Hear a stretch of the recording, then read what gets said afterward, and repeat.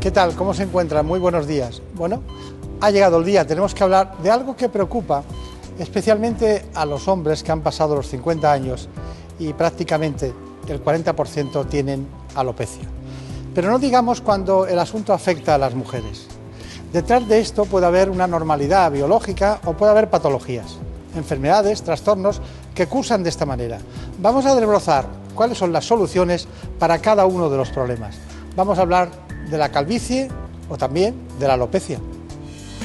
Según varios estudios, en nuestro país cada vez más hombres tienen predisposición genética a quedarse calvos. La alopecia afecta en mayor o menor grado al 40% de los varones de más de 50 años. Y este fenómeno aumenta entre las mujeres. El reparto por comunidades es curioso. Los gallegos son los que menos riesgo tienen de perder el cabello y los castellano-leoneses los que más. Pero, ¿saben que cada día perdemos entre 50 y 70 pelos? Según los expertos, debemos empezar a preocuparnos cuando perdamos más de 100 pelos diarios. Hay muchos tratamientos para la calvicie, pero el trasplante capilar es el único definitivo.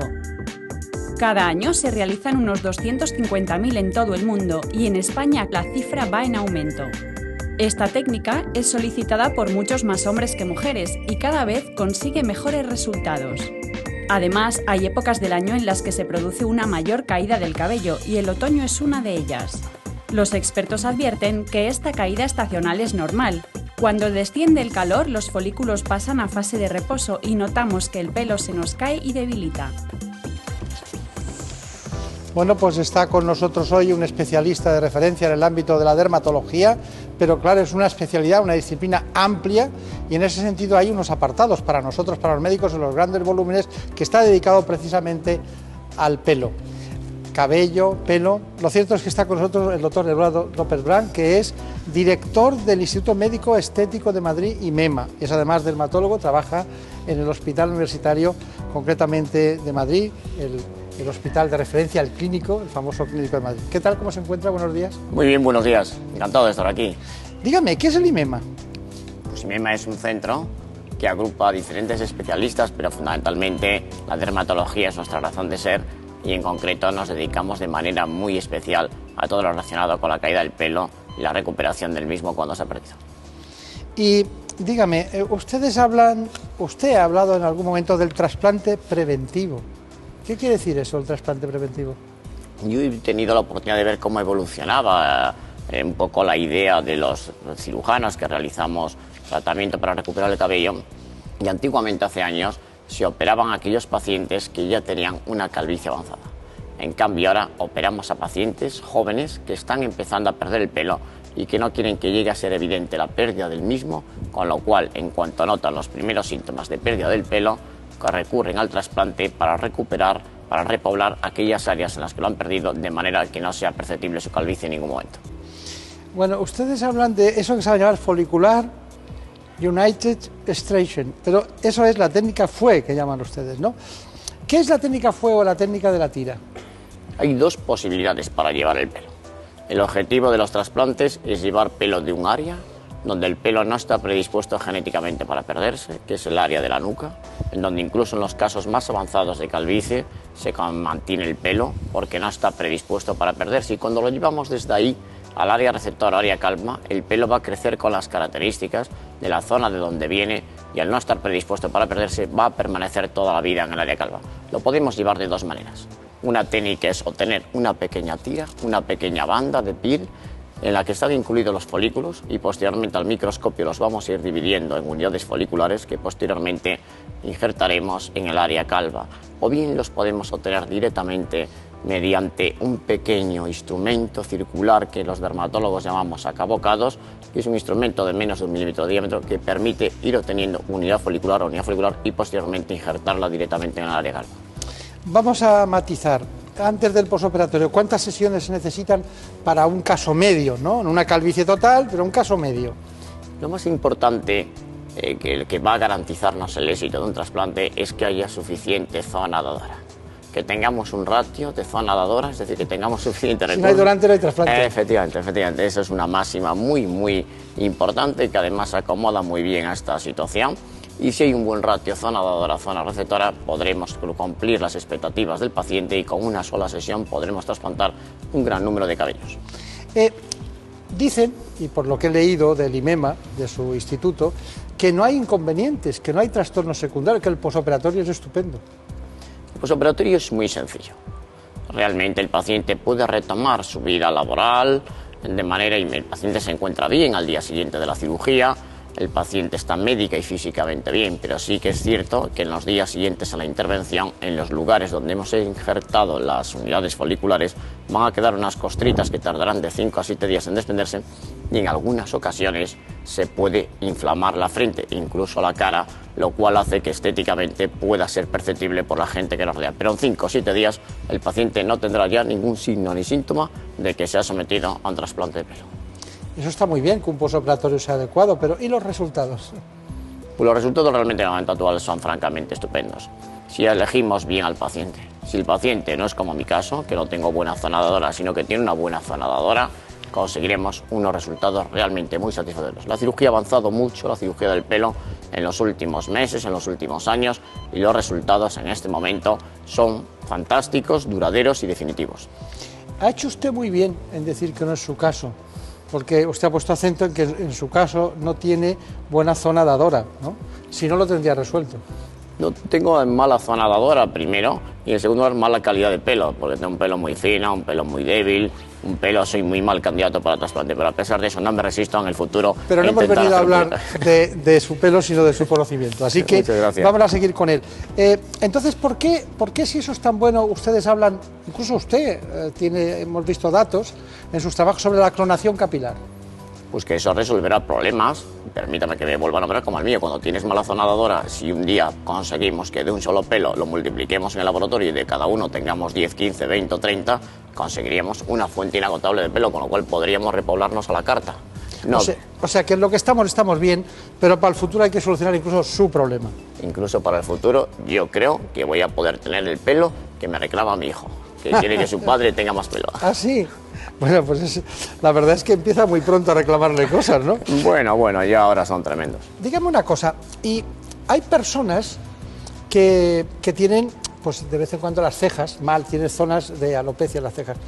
Usted ha hablado de una cosa muy curiosa, el nuevo lifting para la mirada, habla usted, ¿no? Ha dicho usted, ¿no? En alguna ocasión. ¿El trasplante de cejas es posible? Sí, sobre todo en mujeres realizamos con relativa frecuencia trasplantes de cejas. Hay que pensar que la ceja enmarca la mirada y realmente cuando las mujeres, me refiero a las mujeres porque son las que con mayor frecuencia sufren este trastorno, pierden la ceja, se produce una situación en la que hay una conexión entre la zona de la órbita, entre la zona de la periocular y la frente, y sin que se rompa esa conexión por la ceja se produce una imagen muy inestética. No está tan logrado, tengo que decirlo, como el trasplante de cuero cabelludo, pero realmente las pacientes están muy satisfechas porque consiguen enmarcar y tener una cierta cantidad de pelo en la ceja.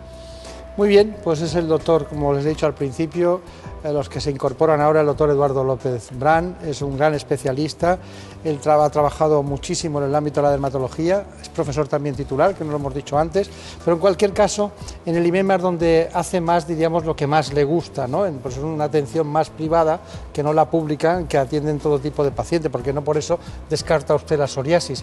Por cierto, y a instancias de eso, ¿qué enfermedades dermatológicas cursan con caída del cabello? Bueno, hay mucho, el caída de cabello puede acompañar a manifestaciones dermatológicas en otros ámbitos de nuestra piel.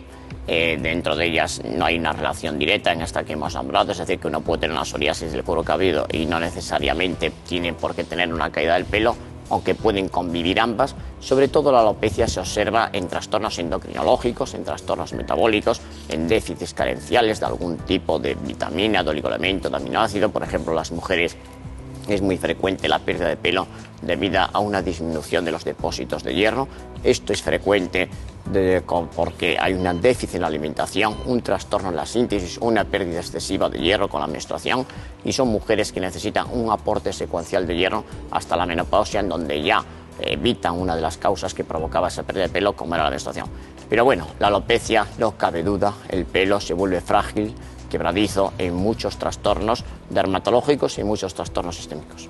Está bien. Bueno, ha llegado el momento en los que hemos preguntado a nuestros espectadores cuáles son las causas que piensan ellos, a qué se debe la caída del cabello.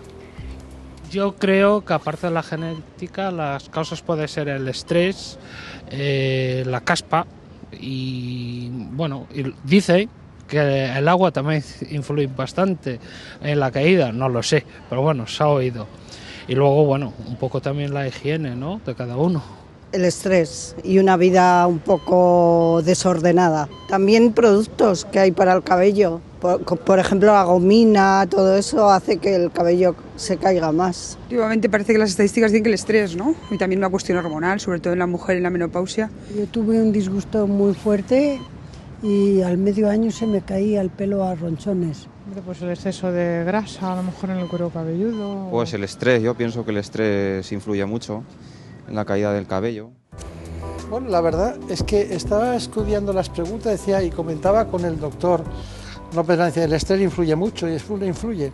Sin duda alguna, es verdad que el estrés es un factor desencadenante de una caída de pelo cuando ésta está latente o agravante cuando ya está en marcha. ¿Y el exceso de grasa, sí o no?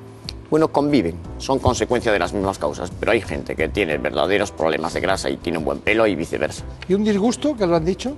No cabe duda, sobre todo los disgustos fuertes, los estrés emocionales, traumáticos, pueden conllevar un tipo de alopecia muy concreto que es la llamada alopecia areata, que es la pérdida de pelo en un área circunscrita muy concreta, realmente en pequeñas placas, pero que en ocasiones puede llegar a hacer que se pierda el pelo en toda la cabeza e incluso en todo el cuerpo. Ha contestado alguien diciendo que el estrés es una cuestión hormonal. ¿Las hormonas influyen en la mujer sobre todo? Indudablemente, la mujer a lo largo de la vida, en los cambios hormonales que va sufriendo, padece muchos problemas, tanto en la etapa pre como en la posmenopáusica. Ahora, brevemente, por favor, esto es una gran excusa para los padres, porque imagínese a alguien que le dice a su hijo, no tengas una vida tan desordenada que se te va a caer el pelo. Porque aquí dice, el estrés y una vida desordenada pueden hacer... ¿Han comentado? ¿Es correcto o no? Y tan correcto. ¿Sí? No es infrecuente que las madres me digan, dígale que duerma más, dígale que coma bien. Y aprovechan la consulta, acuden acompañando a su hijo. Muy cierto, muy frecuente. Pues ya lo saben, ya lo saben. Y aparte de la genética, dicen, las causas pueden ser el estrés y la caspa. Bueno, la caspa no es es una consecuencia de una alteración de cabello, no es una causa de alopecia, ¿no? Efectivamente, en principio la caspa es concomitante, puede convivir con la pérdida de pelo, pero uno puede tener una gran descamación, una gran caspa y tener un pelo estupendo. Vamos a seguir hablando de su especialidad, concretamente del IMEMA, de estas nuevas técnicas, de la tecnología para solucionar y combatir la alopecia, pero tenemos ahora la voluntad de conocer una serie de noticias. Una de ellas es los mitos, fíjese, de la gripe. Vamos a verlo.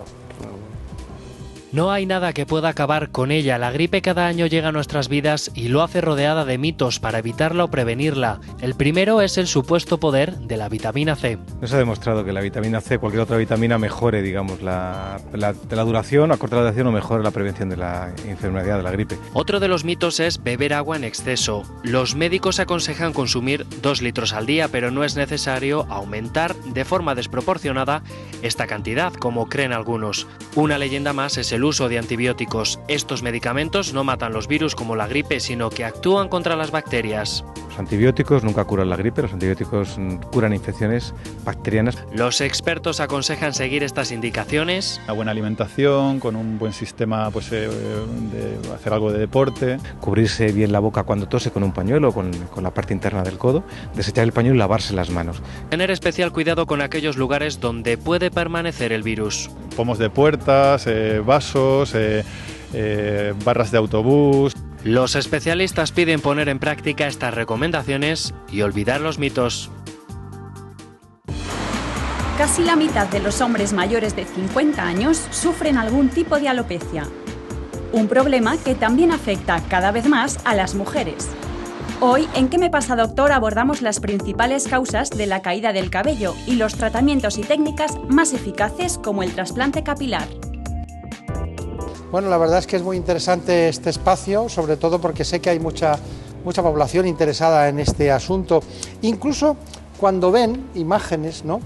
Ven imágenes de grandes artistas. El otro día vimos una conexión con un equipo de fútbol de dimensión nacional y su entrenador parecía que la semana anterior no tenía cabello y la semana siguiente tenía, ¿no? Y los comentaristas lo decían. Vamos a dejar quién era un equipo de primera división, está entre los 6 primeros de la tabla, pero en fin, ahí lo dejamos. En cualquier caso, no fue así en el caso de Naomi Campbell, en Ibiza, hace un verano o dos, en las que apareció, diríamos, con una alopecia, una especie de alopecia por tracción. ¿Me puede explicar qué es eso? Y en su caso, porque es una mujer relativamente joven. Sí, yo realmente creo que hay dos cosas. Por un lado, que mujeres menopáusicas y posmenopáusicas se ha descrito un trastorno, un problema que antes no conocíamos, lo identificábamos al menos, que es que estas mujeres sufren una pérdida de pelo en forma de diadema. Pierden toda la línea de implantación anterior del pelo, es decir, pierden los 4 o 5 centímetros anteriores de su cabellera. Y esto hace que tenga un impacto muy importante en la imagen de estas personas. En ocasiones se acompaña también de pérdida de las cejas, con lo cual el impacto es todavía mayor. Y hay también mujeres que por el uso de extensiones que ejercen un efecto de peso, de tracción sobre el pelo, se agrava esta alopecia que llamamos los dermatólogos frontal fibrosante con la alopecia por tracción por ese peso mantenido, aunque sea pequeño, es un peso constante mantenido que conlleva la pérdida irreversible del pelo y en la que la única opción de repoblarlo sería recurrir al trasplante con algunos matices, porque hace falta volver a conseguir que esa zona tenga riego sanguíneo, etc. Es muy dramático, ¿no? Parece como una maldición, porque eso de que busque esa zona... Pues sí, realmente la localización tiene un impacto enorme en la imagen, es toda la línea anterior, incluso pueden mantener una buena cantidad de pelo por la parte más posterior, pero claro, perder los 4 o 5 centímetros anteriores en una mujer, ensanchando su frente de esa manera.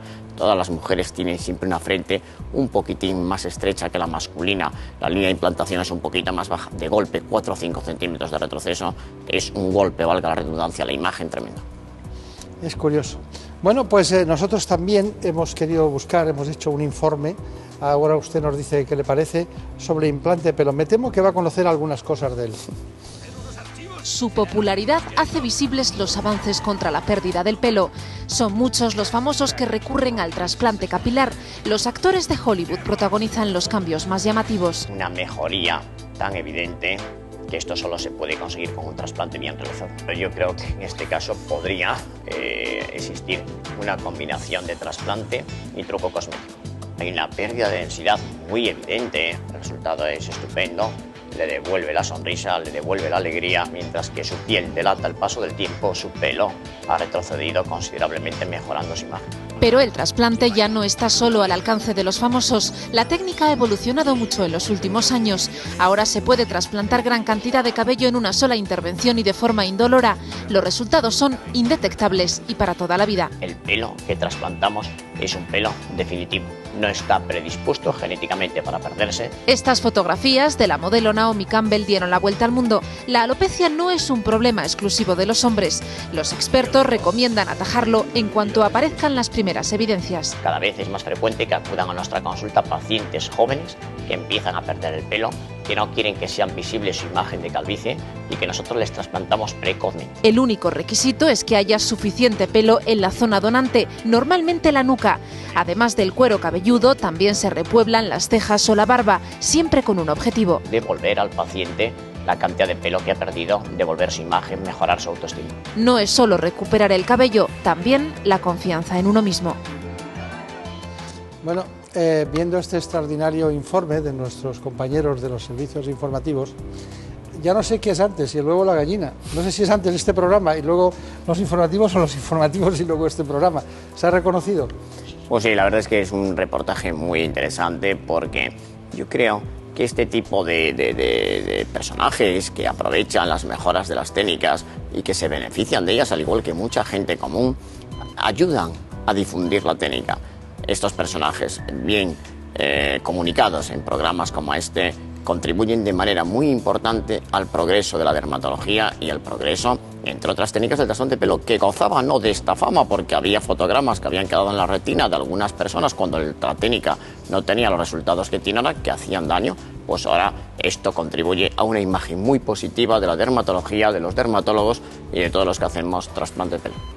Pues mire, doctor López Durán, hay una cuestión y es que hemos preguntado, hemos salido otra vez a la calle y hemos preguntado ellos qué piensan de, sobre todo en este tema, cómo afecta psicológicamente, ¿no? ¿Cómo los afecta? Vamos a verlo. Se ve que se me va cayendo cada vez que al final, pero bueno, a lo mejor tendría menos pelo de lo que tengo ahora mismo, ¿no? Si no me hubiera cuidado un poco más. Si eres muy joven te puede afectar y si ya tienes un poco más de años pues te afecta menos, es normal. Es como las arrugas, como todo, ¿no? Con los años va cambiando, ¿no? Las mujeres nos preocupamos más de la estética, los hombres aunque sean calvos siguen siendo atractivos, pero las mujeres no. Tiene que afectar mucho, claro, cuando ves que se te pone así clarito, que con la edad vas desapareciendo, pues te da rabia, claro. Creo que tal como está la sociedad establecida en la mujer, porque el hombre parece que como se le acepta más la calvicie, ¿no? A mí no me preocupa que se me caiga el pelo, no le doy mucha importancia, vamos. Además está de moda ir rapado. Más todavía la mujer porque bueno, yo creo que tradicionalmente pues, no se ha visto una señora calva. Es así, entonces hoy en día pues, hay muchas alternativas con estos institutos de mejora, pero claro, no todo el mundo tiene acceso a eso, evidentemente. Sí que hay gente que lo consigue verdaderamente una mejoría notable y sin embargo otros pues se nota muchísimo, entonces supongo que será también del sitio donde se lo hacen. Conozco una persona que se ha hecho injerto de pelo, se dedica al mundo del teatro y entonces bueno, pues su imagen quizá por eso la cuide más. Era una calvicie, pues la parte delantera hasta la coronilla y entonces bueno, yo creo que le queda bien el injerto. Bueno, pero en resumen, ¿a quién le preocupa más? ¿A los hombres o a las mujeres? Yo creo que el pelo no tiene una función vital efectivamente para el ser humano. Uno puede vivir con o sin pelo, pero tiene una importancia psicológica casi imposible de medir. Yo creo que nos afecta a todos. Es cierto que tiene una protección física porque nos protege del sol y en aquellos pacientes que pierden el pelo vemos mayor número de lesiones cancerosas con el paso de los años. La importancia psicológica depende mucho de la persona. Yo creo que en los hombres está más aceptado socialmente. En cualquier caso, cada día somos más coquetos y queremos tener mejor imagen. En las mujeres quizá tiene inicialmente un mayor impacto. Está bien, sobre todo si te pillas solo, ¿no? Soltero, mayor, solo. O con vuelta al circuito ahora, que es que hay un gran número de personas que ahora se incorporan con toda la energía y con todo el derecho al circuito y quieren estar con la mejor imagen posible. Eso de la vuelta al circuito me ha gustado, porque Alonso lo hace cada semana y nadie habla de eso. Y como un campeón. Está bien. Bueno, hay una cuestión también, y es que hay unos mitos en la caída del ¿Usted quiere decir algún mito sobre el tema de la caída del cabello? Porque yo le voy a enseñar una documentación y lo matizamos después. Seguro que usted lo va a hacer muy bien y yo encantado. Vamos a verlo. Aunque hay un factor determinante en la caída del cabello, Sobre todo herencia. los hábitos de vida también influyen, pero ahí surgen falsos mitos. El primero: nos lo lavamos demasiado. Absolutamente falso. El lavado frecuente del pelo, incluso diario, es el primer paso que debemos de dar si queremos ganar la lucha contra la calvicie. ¿Quién no ha escuchado alguna vez esto? Y se lo rapan y les crece más pelo. Es otra de las creencias más recurrentes y en realidad ni siquiera hace que el pelo crezca más fuerte. Indudablemente no tiene ninguna acción beneficiosa el raparse la cabeza sobre el crecimiento del mismo. Hasta el uso de gorras se relaciona erróneamente con la calvicie. Bueno, mi padre sí decía, no te pongas gorra que se te va a caer el pelo y tal y cual, y ahora es él el que lleva la gorra. Esto es absolutamente falso. El llevar gorra no tiene ninguna influencia ni favorable ni desfavorable sobre el pelo. Lo que sí puede influir son cosas como la alimentación. Podría jugar un papel dietas con muy bajas calorías, pero afortunadamente estamos en un país en el que alopecias carenciales se ven ya muy poquito. O el correcto uso del secador. Es indudable que el secador se debe utilizar con aire templado y a cierta distancia del pelo, evitando el abuso del mismo. Todos perdemos pelo a diario, pero cuando es en exceso lo mejor es ignorar los mitos y acudir al especialista. Bueno, se reafirma usted en las noticias que ha hecho, ¿no? Desde luego creo que es muy claro, el tema de la higiene capilar ha avanzado mucho, lavarse el pelo con frecuencia no solo no es malo, sino que contribuye a que se caigan menos y reafirmarme en que rasurar el pelo no consigue que salga más pelo. Pero hay muchas personas que piensan que es bueno alimentarse de algunas cosas. Es verdad que los que tienen anemia ferropénica les falta hierro, o tienen una falta de selenio, o incluso de zinc, incluso de cromo. Hay algunas personas que se les cae más el pelo. Sí. Ya sabemos que los nutrientes esenciales son fundamentales para cualquier actividad celular y entre ellas la más sensible, pues el pelo. Eso, carencias son carencias. Pero ¿cuál es la alimentación ideal? Vamos a ver cuál es la alimentación ideal para el cabello. Llevar una dieta equilibrada nos ayuda a estar sanos por dentro, pero también por fuera. Y es que uno de los grandes beneficiados de llevar una correcta alimentación es nuestro cabello. Verduras como el brócoli y el repollo o frutas como la piña, gracias a su contenido en azufre, mejoran la calidad del cabello. Otro mineral, el hierro, es básico para evitar que el pelo se vuelva frágil y quebradizo.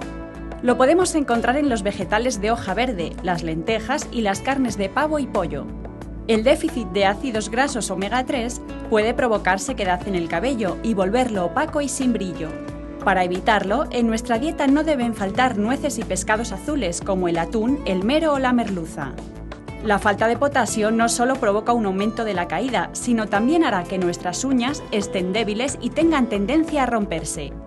Así que evítalo gracias a yogures y pescados, y a verduras como el calabacín y el champiñón, y frutas como el melón. Y tampoco hay que olvidarse de los cítricos, las legumbres y los cereales, que son ricos en ácido fólico, esencial para la salud del cabello. Bueno, gran informe, ¿eh? Gran informe, yo lo creo. Gran informe. Sí, le podríamos tener permanentemente el INEMA en la consulta rodando, ¿no? Para Una muy buena idea. Voy a proponer, bueno, lo vamos a hacer. Vamos a adaptar las pantallas y ponerlo esto allí, claro, porque es muy informativo. Sí, es muy informativo. A mí me ha parecido, pues lo ha hecho Elena Fernández Puyol, que es una de nuestras compañeras, y creo que ha encontrado la información precisa y exacta. Pero bueno, ella ha hablado curiosamente de distintos elementos nutritivos, pero ha hablado del azufre, del que yo no le había dicho nada. Porque el azufre lo han utilizado ustedes en piel en muchas ocasiones, también para el acné. Ya lo creo. Recuerdo las fórmulas a base de azufre que se empleaban como queratolíticos y antiseborreicos en el tratamiento de muchas enfermedades en las que el aumento de la secreción sebácea juega un papel muy relevante en su etiopatogenia, entre ellos efectivamente el acné. Pues mire, tenemos una serie de preguntas que quieren saber. Quieren saber de usted que las conteste. Las vamos a contestar enseguida, pero antes vamos a conocerlas. Yo quisiera saber si son eficaces los champús y las lociones anticaída del cabello. Quisiera saber si el hecho de lavarse el pelo diariamente influye en la caída del cabello. Yo quiero saber si el injerto de pelo es la mejor solución para cuando se ha caído el pelo. ¿De qué manera, por qué los cambios de estación influyen en la caída? Me gustaría saber si la alimentación y la contaminación ambiental afecta a la caída del cabello. ¿Qué alimentos son buenos para prevenir la caída de pelo? Bueno, pues las preguntas empezamos por la última. ¿Qué alimentos son buenos para prevenir la caída del cabello? Yo creo que lo acabamos de ver, una dieta equilibrada, rica en vitaminas, oligoelementos y minerales que intervienen en la formación de la queratina del pelo, nos ayudará a tener un buen pelo. Ha preguntado antes, ¿la contaminación y la alimentación afectan a la caída del cabello? Bueno, no cabe duda que la contaminación ambiental juega un papel en lo que es la calidad físico-química del pelo, volviéndolo áspero, seco y quebradizo, pero no tanto afecta a su caída. Bien, han preguntado ¿por qué los cambios de estación influyen en la caída? Lo da por supuesto, pero ¿por qué los cambios influyen o no influyen? Siempre se ha dudado, pero parece que hay algún trabajo que actualmente dice que los ritmos circadianos que se producen en la secreción androgénica podrían justificar una aceleración de la caída del pelo estacional. Bueno, ¿el injerto de pelo es la mejor solución? Preguntan. Yo creo que, habiendo tenido la fortuna que tuve de participar como investigador principal en los ensayos clínicos en este país de minoxidil y finasteride, que son los dos tratamientos eficaces para quedar el pelo, tienen un hándicap, que es que los resultados que se obtienen son tratamiento dependientes. El injerto es definitivo y en el momento actual permite resultados indetectables, naturales y para siempre. Y sobre todo que no es lo mismo una cosa que va al interior del organismo, con sus efectos, aunque sean beneficiosos, siempre hay algún efecto secundario con la medicación. Ya tendremos tiempo de medicarnos, ¿no? Para otra cosa. Seguro que sí, que además a los 20 años no se toma una sola pastilla, pero con el paso de los años ya hay que incorporar alguna más. ¿Y lavarse el pelo todos los días, han preguntado, aumenta la caída? No, rotundamente no. El lavado frecuente del pelo es el primer tratamiento, el tratamiento de quien no desea hacer otro. Uno observa que se desprende gran cantidad de cabello cuando se lava, pero es cabello muerto y con el lavado diario se irá normalizando la caída del pelo. Y finalmente la última pregunta que nos han hecho, ¿son eficaces los champús y las lociones anticaída? Los champús indudablemente son eficaces para mantener el pelo y el cuero cabelludo limpio, que es muy importante porque además si realizamos un tratamiento local permitirá que este penetre con eficacia. Las lociones juegan un papel sobre todo en el control de la secreción sebácea, pero difícilmente tienen eficacia, excepto las de minoxidil, en el control de la caída del pelo. Bueno, esto es todo lo que queríamos hablar sobre la calvicie con usted. Es usted una persona de referencia en el trasplante capilar en España, más de 20 trabajos, es jefe de un servicio también de referencia al Hospital Clínico y por eso quiero aprovechar que está aquí para hablar de otras cosas, ¿no? Encantado. Y dígame brevemente, acné, ¿qué dice? ¿Hay algo nuevo? un problema muy frecuente. El 85% de nuestros jóvenes sufren de este problema, que no lo aceptan ya como algo de la edad, sino que requieren un tratamiento. Y bueno, tenemos tratamientos eficaces que permiten controlar el acné y evitar las secuelas del mismo. ¿Usted soluciona el vitíligo? Uy, ya me gustaría. Podemos ayudarle, podemos ayudar a repigmentar aquellos vitíligos que afectan a una superficie pequeña de la piel y a maquillar o a disimular sus consecuencias cosméticas en aquellos vitíligos más extensos. ¿Y los lunares? El control de los lunares es importante. Hoy tenemos la posibilidad de hacerlo con dermatoscopia, con microscopia de bioluminiscencia y lograr detectar cualquier cambio de un lunar en un tumor más maligno antes de que inicie el crecimiento vertical, donde ya el pronóstico sería malo.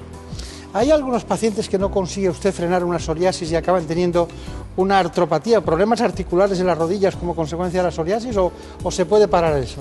Bueno, yo creo que la psoriasis es una de las enfermedades en las que más se ha progresado desde el punto de vista terapéutico. La llegada de los biológicos ha supuesto un arma terapéutica de extraordinaria eficacia y cada día hay más ensayos clínicos en marcha para la llegada de nuevos tratamientos que seguirán aportando más eficacia y mejor tolerancia. Llega a su consulta una madre con un niño de 7 años, tiene dermatitis atópica, ¿qué hacemos? Pues un problema muy frecuente, pero como usted muy bien sabe, dermatitis atópica podría ser igual a piel seca. En el fondo, pues duchas cortas, a temperatura templada y mucha hidratación. Y en aquellos momentos en que, a pesar de esas medidas higiénicas que sean dietéticas que se realizan, pues tiene un poquito de eczema, pues acudir al dermatólogo, que estoy seguro que con un pequeño corticoide durante unos días resolverá el problema. Muy bien.